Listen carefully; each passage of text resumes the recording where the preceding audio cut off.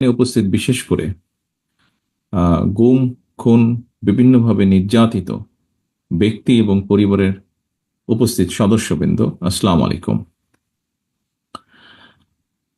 আজকে আহ, আমরা এমন কতগুলো মানুষ অথবা এমন কতগুলো মানুষের পরিবারের সদস্যদেরকে নিয়ে একটি অনুষ্ঠান করছি, যাদের ত্যাগ, আত্মত্যাগের কারণ হচ্ছে আমাদের এই আজকের মুক্ত বাংলাদেশ। বিগত 16-17 বছর যেই পরিবারগুলো বিভিন্নভাবে আত্মত্যাগ করেছেন, বিভিন্ন সদস্য নির্যাতিত হয়েছেন বা সদস্যদেরকে হারিয়েছেন, এখানে উপস্থিত এমনও ব্যক্তি আছেন যারা নিজেরা পর্যন্ত নির্যাতিত হয়েছেন, গুমের শিকার হয়েছেন। এই মানুষগুলোর আত্মত্যাগের কারণেই কিন্তু আজকের এই মুক্ত বাংলাদেশ, যেখানে কোটি কোটি মানুষ কম বেশি মুক্তভাবে শ্বাস নিতে পারছে। আজকে যেই পরিবারগুলো আপনারা আজকে উপস্থিত হয়েছেন, যাদেরকে আপনারা বিভিন্নভাবে হারিয়েছেন, হারানোর মূল কারণটি কি ছিল? কারণটি ছিল এই দেশের মানুষের রাজনৈতিক অধিকারকে প্রতিষ্ঠিত করা। এই দেশের মানুষের রাজনৈতিক অধিকারের পাশাপাশি অর্থনৈতিক অধিকারকেও প্রতিষ্ঠিত করা। সংক্ষেপে বললে মানুষের অধিকারকে প্রতিষ্ঠিত করা, যেটি ছিনিয়ে নেওয়া হয়েছিল।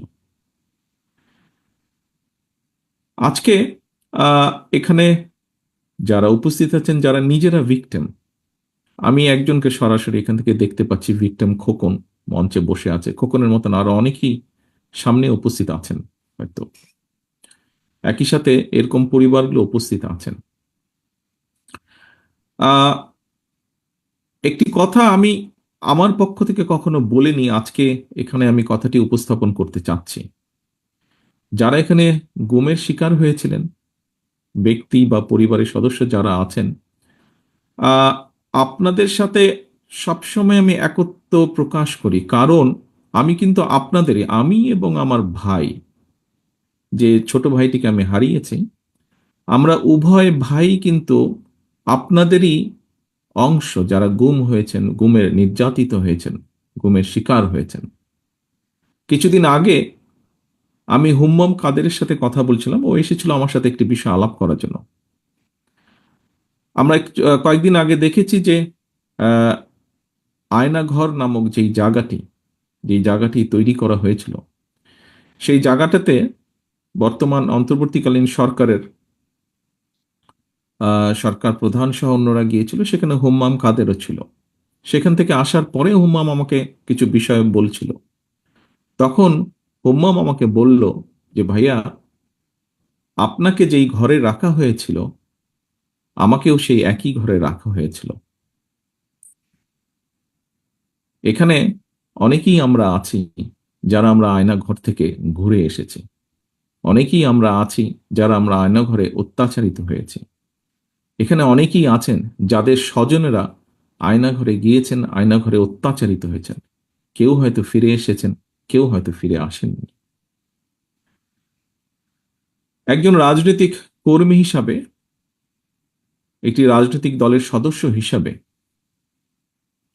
স্বাভাবিকভাবেই আমাদের প্রত্যাশা যে একটি জনগণের যেই প্রত্যাশা, সেইভাবে রাজনৈতিক দল হিসাবে আমাদেরও প্রত্যাশা যে সামনে একটি সুষ্ঠু নিরপেক্ষ নির্বাচন অনুষ্ঠিত হবে। নিরপেক্ষ নির্বাচনের মাধ্যমে বাংলাদেশের জনগণ তাদের সরকারকে বা কারা সরকার গঠন করবে সেই সিদ্ধান্ত তারা দেবেন বাংলাদেশের জনগণ। আমি দৃঢ়ভাবে বিশ্বাস করি একজন রাজনৈতিক কর্মী হিসাবে যে আগামী দিন যারা দেশ পরিচালনার দায়িত্বে পাবেন, এই দেশকে নেতৃত্ব দেওয়ার দায়িত্ব যে রাজনৈতিক দলই পাক না কেন, তাদের বিভিন্ন কর্মসূচির মধ্যে অবশ্যই একটি কর্মসূচি থাকতে হবে, এবং সেটি হলো যে মানুষগুলো এই দেশের মানুষের অধিকার প্রতিষ্ঠার জন্য নির্যাতিত হয়েছে, যে পরিবারগুলো তাদের সদস্যদেরকে হারিয়েছে অথবা নির্যাতিত হয়েছে, যে পরিবারের সদস্যরা, তাদের উপরে যে অন্যায় করা হয়েছে, আগামী দিনের যে নির্বাচিত সরকার থাকবে, জনগণের সরকার থাকবে, তাদেরকে অবশ্যই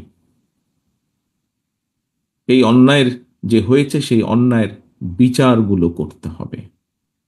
যে কোনো মূল্যে সুষ্ঠুভাবে এই বিচার হতে হবে।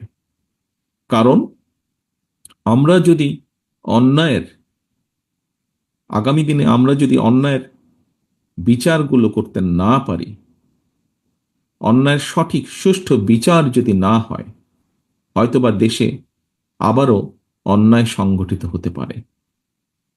বিচার হওয়ার মাধ্যমে যারা ক্ষতিগ্রস্ত হয়েছেন তাদেরকে ন্যায্য বিচার দেওয়ার মাধ্যমে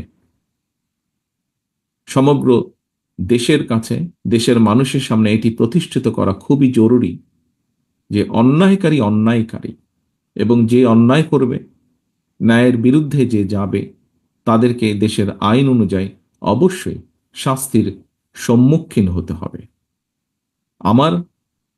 আমাদের দলের অবস্থান থেকে আমরা পরিষ্কারভাবে এটি বলতে পারি যে বিএনপি বাংলাদেশ জাতীয়তাবাদী দল, তাকে যদি বাংলাদেশের মানুষ আগামী দিনে সুযোগ দেয় দেশ পরিচালনার, তাহলে অবশ্যই বিএনপির যেরকম রাজনৈতিক কর্মসূচিগুলো আছে, সেই কর্মসূচিগুলোর পাশাপাশি অবশ্যই আমাদের সর্বোচ্চ চেষ্টা থাকবে যে বিগত স্বৈরাচার বিরোধী আন্দোলনে যারা ক্ষতিগ্রস্ত হয়েছেন, বিভিন্নভাবে নির্যাতিত হয়েছেন, একই সাথে জুলাই আগস্ট মাসে যারা ক্ষতিগ্রস্ত হয়েছেন, নির্যাতিত হয়েছেন, যারা শহীদ হয়েছেন, সেই বিভিন্নভাবে যাদেরকে হত্যা করা হয়েছে, সেই হত্যাগুলোরও বিচার অবশ্যই ইনশাল্লাহ আমরা করব।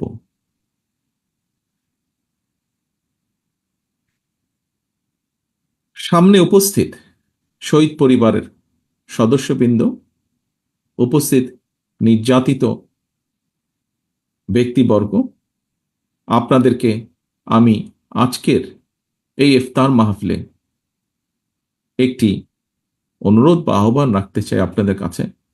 আপনারা দয়া করে হতাশ হবেন না, আশা রাখবেন। আমরা এতটুকু যখন এসেছি, ইনশাল্লাহ আমরা সামনের পথটুকু পাড়ি দিতে সক্ষম হব। আমরা যদি সকলে ঐক্যবদ্ধ থাকি, আমরা যদি সকলে অন্যায়ের বিরুদ্ধে সোচ্চার থাকি, অবশ্যই আমরা সক্ষম হব এই অন্যায়ের বিচার করতে।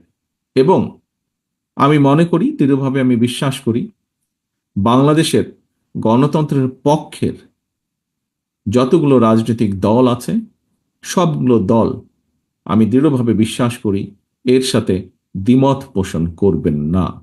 সকলে নিশ্চয়ই এই যেই কয়েকটি বেসিক ব্যাপার আছে বাংলাদেশের: গণতন্ত্র, গণতন্ত্র রক্ষা, মানুষের বাক ব্যক্তি স্বাধীনতা এবং নির্যাতিত ব্যক্তিবর্গের প্রতি ন্যায় বিচার করা, এরকম যে বিষয়গুলো আছে, আমরা সকল গণতন্ত্রের পক্ষের সকল রাজনৈতিক দলগুলো আমরা নিশ্চয়ই এই ব্যাপারে ঐক্যবদ্ধ থাকব।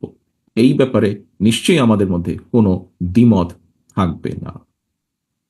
পরিশেষে আমি আবারও গুম খুনের শিকার নির্যাতিত ব্যক্তিবর্গ এবং যে পরিবারগুলো আছেন, পরিবারের সদস্যরা আছেন, তাদের সকলকে আন্তরিকভাবে শুভেচ্ছা জানাচ্ছি আজকে এখানে উপস্থিত হওয়ার জন্য। যারা নির্যাতিত হয়ে অসুস্থ আছেন, তাদেরকে বিভিন্নভাবে ক্ষতিগ্রস্ত হয়েছেন, তাদেরকে আল্লাহ যেন দ্রুত সুস্থতা দেন, এবং একই সাথে যাদেরকে আমরা হারিয়েছি, তাদেরকে যাতে আল্লাহ বেহেশত নসিব করেন। আজকের এই ইফতার মাহফিলে আমরা আল্লাহর কাছে সেই দোয়াই চাইব।